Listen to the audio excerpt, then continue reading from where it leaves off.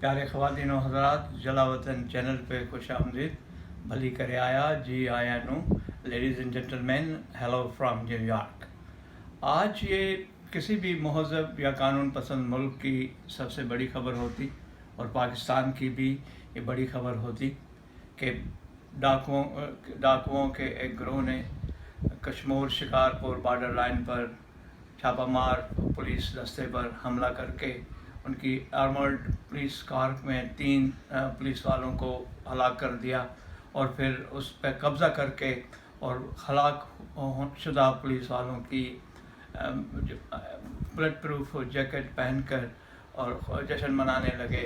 और उन्होंने जो हथियार उठा कर रखे हैं वो जंगी नौइयत के हथियार हैं, जिनमें एंटी एयरक्राफ्ट गन्स और anti tank anti armoured car guns और AK-47 और G3 की बहुतात है, रेल पेल है। तो सवाल ये है कि ये असला कहाँ से आता है।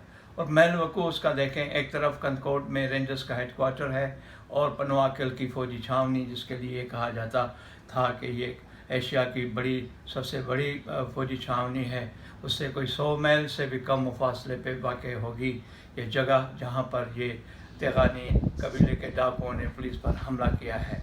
और तो सवाल पैदा होता है कि इनके पुष्ट पर कौन है। और मैं सिर्फ ये कहता हूँ कि अगर वाकई इस सिंध के उस शुमाली हिस्से में अमन अमान वाकई हुकूमत कायम करना चाहती है, अगर वाकई रियासत उसमें अपने रिट कायम करना चाहती है, तो तेगो खान तेगानी जो वहाँ का सरदार है, आबिद सुंदरानी जो वहाँ का सरदार है, जिनके डाकुओं पर असर नफूज है, और उनके पीछे इम्तियाज़ शेख को अगर गिरफ़्तार किया जाए तो ये तमाम ये सिंध के शुमाली हिस्से में ये अमन जो है बरकरार बहाल हो सकता है।